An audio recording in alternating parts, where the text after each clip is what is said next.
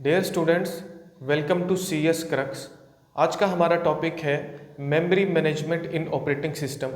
Memory management basically operating system की एक functionality है। ये सम काइंड ऑफ मेथड्स हैं, सम काइंड ऑफ टेक्निक्स हैं जिनको यूज़ किया जाता है ताकि हमारे सिस्टम में मौजूद वेरियस काइंड ऑफ मेमोरीज़ को हम एफिशिएंट मैनर में यूटिलाइज कर सकें। हमारे सिस्टम में डिफरेंट टाइप ऑफ मेमोरीज हैं जिनमें रजिस्टर है, कैशे मेमोरी है, इसी तरह से रैम है जिसको रैंडम एक्सेस मेमोरी या मेन मेमोरी बोला जाता है, हार्ड ड्राइव्स हैं।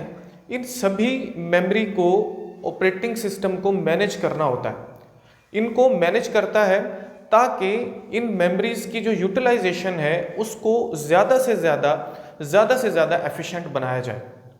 अब ये जो मेमोरी मैनेजमेंट है इसके बेसिक कॉन्सेप्ट को कि ये क्यों ज़रूरी है, किस लिए मेमोरी को मैनेज किया जाता है, इस पूरी कहानी को हम समझते हैं एक एग्जाम्पल के साथ। उससे पहले हम मेमोरीज़ को देखते हैं कि वो कौन कौन सी मेमोरीज़ हैं जो हमारे सिस्टम में होती हैं। आप पहले भी उनसे फेमिलियर होंगे लेकिन थोड़ा सा उनको हम रिकॉल कर लेते हैं। सबसे पहले हमारे पास है हार्ड ड्राइव्स या हार्ड डिस्क, जिसको सेकेंडरी मेमोरी बोला जाता है। ये जो मेमोरी है यहाँ पर डाटा हमारा परमानेंट स्टोर होता है और इसकी स्पीड बहुत स्लो होती है और इसका जो साइज़ है वो भी बहुत ज़्यादा हो सकता है, ये जीबीज़ में होता है। आप बोल सकते हो आज के टाइम में तो बहुत ज़्यादा, मतलब जो हमारे पास हार्ड ड्राइव्स आ रही हैं उनकी जो स्पेस होती है वो बहुत ज़्यादा हो सकती है। इसी तरह से दूसरे नंबर पर है रैंडम एक्सेस मेमोरी, या जिसको प्राइमरी मेमोरी, मेन मेमोरी भी बोला जाता है। ये जो मेमोरी है ये इनकी आप बोल सकते हो इसकी स्पीड जो है वो ज़्यादा है एज़ कम्पेयर्ड हार्ड ड्राइव्स। या जितना भी काम हो रहा होता है हमारा पूरे का पूरा, वो सारे का सारा काम पर मोस्टली होता है वो रैंडम एक्सेस मेमोरी में ही होता है। इसको वर्क स्टेशन भी बोला जाता है समटाइम हमारे सिस्टम का। उसी तरह से हमारे पास है कैशे मेमोरी, जो मोस्ट फ्रीक्वेंट इंस्ट्रक्शंस होती हैं वो कैशे मेमोरी में होती हैं। इसका साइज रैम से छोटा होता है जबकि इसकी स्पीड जो है वो फास्टर होती है as compared RAM and hard drives. इसी तरह से हमारे पास होती है रजिस्टर्स, एक मेमोरी होती है जिसका साइज कैशे से भी कम है और इसकी स्पीड जो है वो कैशे से भी ज़्यादा होती है। ये चारों तरह की मेमोरीज हैं जो मैंने यहाँ पर लिखी हुई हैं। अगर हम देखें, अगर हम इसको कुछ इस तरह से इस एरो से देखें, इसको अपर साइड से बॉटम की तरफ देखें तो इनका जो साइज़ है वो ग्रेजुअली इंक्रीज होता है और उसके साथ साथ इनकी जो स्पीड है वो ग्रेजुअली डिक्रीज होती है। मतलब स्पीड जो है इस तरह से हमारे पास उसका एरो बनता है और इसके साइज़ का जो है कुछ इस तरह से हम एरो बना सकते हैं। अब सबसे पहले हमें यह समझना है कि हमारा सिस्टम बेसिकली काम कैसे करता है। हमारे सिस्टम में जो सबसे मेन और मेजर पार्ट है वो है सीपीयू का। जितनी भी इंस्ट्रक्शंस होती हैं वो सारी इंस्ट्रक्शंस, जो प्रोग्राम्स हैं, जो प्रोसेसेस हैं, वो वन बाय वन सीपीयू के पास आते हैं और सीपीयू उनको वन बाय वन जो है वो एग्जीक्यूट करता है। इसी तरह से हमारे पास ये जो सीपीयू है ये डायरेक्टली अटैच्ड होता है कैशे के साथ, इसी तरह से रजिस्टर्स के साथ, और डायरेक्टली अटैच्ड होता है रैंडम एक्सेस मेमोरी के साथ। जबकि ये जो सीपीयू है ये हार्ड ड्राइव्स के साथ डायरेक्टली अटैच्ड नहीं होता। हार्ड ड्राइव्स जो हैं ये डायरेक्टली अटैच्ड होती हैं रैंडम एक्सेस मेमोरी के साथ। अब होता ऐसा है कि हमारे पास जितने भी प्रोग्राम्स हैं, जितने भी प्रोसेसेस हैं, वो सारे के सारे पड़े हुए हैं इस हार्ड ड्राइव्स में या इन हार्ड डिस्क जिसको आप बोलते हो। फॉर एग्जांपल यहाँ पर P1, P2, P3 इसी तरह से सो ऑन। सारे के सारे जो प्रोग्राम्स हैं, जो प्रोसेसेस हैं, वो कहाँ पर पड़े हुए हैं? हार्ड ड्राइव में पड़े हुए हैं। अब यहाँ से प्रोग्राम्स को इस सीपीयू तक आना है ताकि वो सीपीयू क्या करे, उनको एग्जीक्यूट करे और हमारा सिस्टम चले। लेकिन होता कुछ यूं है कि ये जो हार्ड ड्राइव है ये सीपीयू के साथ डायरेक्टली अटैच्ड नहीं है। अब ये डायरेक्टली अटैच्ड इस वजह से नहीं है क्योंकि जो सीपीयू है उसकी स्पीड बहुत ज़्यादा हाई है, बहुत ज़्यादा हाई है as compared hard drive. Hard drive की जो स्पीड है वो बहुत ज़्यादा स्लो है। तो यहाँ पर अगर हम देखें तो हमारा सिस्टम काम कैसे करता है कि जो प्रोग्राम्स हैं, जो प्रोसेसेस हैं, उनको लेकर आया जाता है रैंडम एक्सेस मेमोरी में। जब वो रैंडम एक्सेस मेमोरी में आ जाता है कोई प्रोसेस, उसके बाद वो सीपीयू जो है उसको यहाँ पर क्या करता है जी, एग्जीक्यूट करता है रैंडम एक्सेस मेमोरी में। अब ये जो रैंडम एक्सेस मेमोरी है इसका जो मेन आपको बताएं, जो मेन इसका कॉन्सेप्ट है या मेन इसका जो प्रॉब्लम आप बोल सकते हो वो ये है कि ये लिमिटेड मेमोरी है।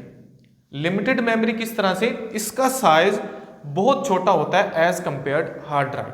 फॉर एग्जाम्पल ये जो हार्ड ड्राइव है ये हमारे पास है, सिंपल हम ले लें, ये है हमारे पास 320 GB की जो नॉर्मल सिस्टम होते हैं आजकल, और जो रैम है फॉर एग्जांपल उसका साइज कितना होगा 16 GB।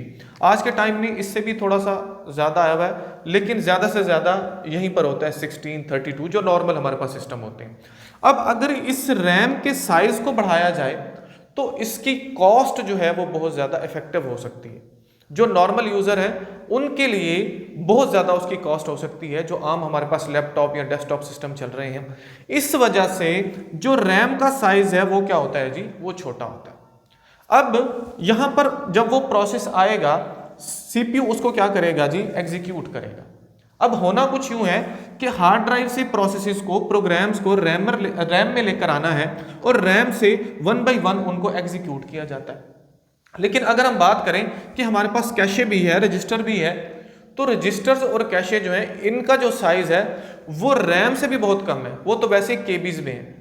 इस वजह से वो फास्टर तो हैं, रैम से फास्टर है, लेकिन साइज उनका बहुत ज़्यादा कम है। तो अगर मैं अपने सिस्टम में कैशे, रजिस्टर्स और रैम के साइज को बहुत ज़्यादा बढ़ाना शुरू कर दूं तो उसकी कॉस्ट बहुत ज़्यादा हो जाएगी। पहले भी मैं बात कर चुका हूं, जो नॉर्मल यूजर्स हैं वो उनके लिए अफोर्डेबल नहीं रहेगी उनकी कॉस्ट।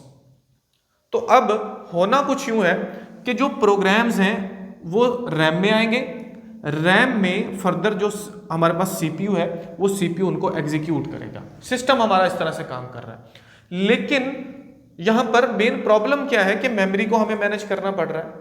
और एक बात को माइंड में रखिए, मेमोरी मैनेजमेंट में सबसे ज्यादा जो मैनेजमेंट हो रही है, जो ऑपरेटिंग सिस्टम सबसे ज्यादा काम कर रहा है वो मेन मेमोरी पे कर रहा है।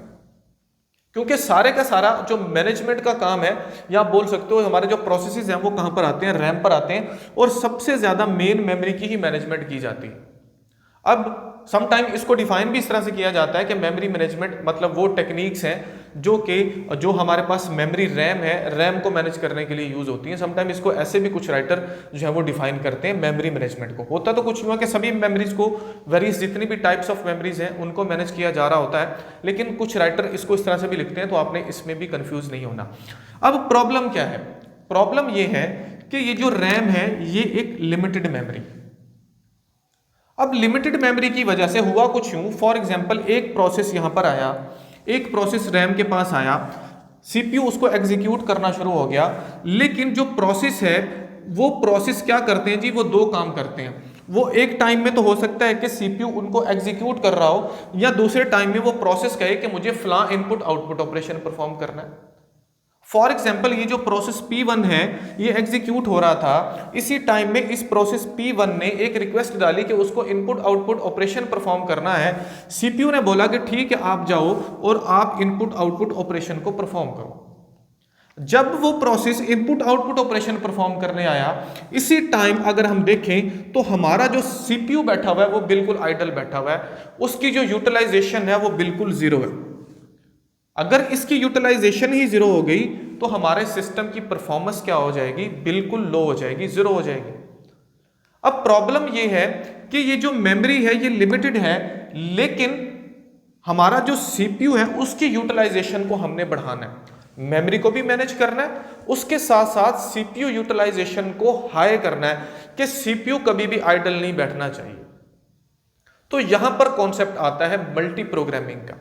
अब मल्टी प्रोग्रामिंग का कॉन्सेप्ट क्या है, या हम इसको डिग्री ऑफ मल्टी प्रोग्रामिंग भी बोलते हैं। अब मल्टी प्रोग्रामिंग का कॉन्सेप्ट ये है कि ज्यादा से ज्यादा प्रोसेसेस को रैम में लेकर आया जाए, मेन मेमोरी में लेकर आया जाए, ताकि हमारा जो सीपीयू है वो यूटिलाइज ज्यादा से ज्यादा हो। उसकी जो यूटिलाइजेशन है वो कम नहीं होनी चाहिए। सीपीयू जो हमारा प्रोसेसर है वो बिल्कुल भी आइडल नहीं बैठना चाहिए। तो उसके लिए मल्टी प्रोग्रामिंग का कॉन्सेप्ट है, जिसको डिग्री ऑफ मल्टी प्रोग्रामिंग बोलते हैं। वो ये कहता है कि ज्यादा से ज्यादा प्रोसेसेस को P1, P2, P3 ज्यादा से ज्यादा प्रोसेसेस को रैम में लेकर आया जाए, ताकि जो सीपीयू की यूटिलाइजेशन है वो ज्यादा से ज्यादा हो। For example process number 1 execute हो रहा था, उसने बोला कि मुझे इनपुट आउटपुट ऑपरेशन परफॉर्म करना है, तो प्रोसेस नंबर 2 को एग्जीक्यूट करेगा सीपीयू। प्रोसेस नंबर 2 भी चला गया तो प्रोसेस नंबर 3 को एग्जीक्यूट करना शुरू होगा। यानी कि हमारे पास ज्यादा से ज्यादा प्रोसेसेस होने चाहिए इस रैम में। यह है कॉन्सेप्ट मल्टी प्रोग्रामिंग का। लेकिन इस पूरी कहानी में भी हमें प्रॉब्लम्स हैं। उस प्रॉब्लम को हम एक छोटी सी एग्जांपल के साथ एज्यूम करते हैं। वो जो छोटी सी एग्जांपल हम एज्यूम करेंगे उससे हमें ये बात क्लियर हो जाएगी कि मेमोरी मैनेजमेंट क्यों की जाती है और इसकी क्या और भी जो मेमोरी मैनेजमेंट में चीज़ें आती हैं वो कौन कौन सी हो सकती हैं। फॉर एग्जाम्पल हमारे पास इस हार्ड ड्राइव में नंबर ऑफ प्रोसेसेस हैं। ये है फॉर एग्जाम्पल, समझने के लिए हम इसको समझ रहे हैं, ये है एक 8 GB का, ये है 3 GB का प्रोसेस और इसी तरह से ये 4 GB 2 GB सो ऑन, ये इतनी इतनी मेमोरी ले रहे हैं। ये जो प्रोग्राम्स हैं जो हार्ड डिस्क में पड़े हुए हैं। हमारी जो रैम है वो रैम की जो मेमोरी है वो कितनी है, 16 GB। फॉर एग्जाम्पल ये जैसे ही हमारा सिस्टम चला तो होता कुछ यूं है कि जो जब हमारा ऑपरेटिंग सिस्टम होता है वो भी रैम की मेमोरी कंज्यूम करता है, ठीक है, जो उसको अंदर फाइल्स लोड होती हैं, वट जो भी चीज़ें हैं।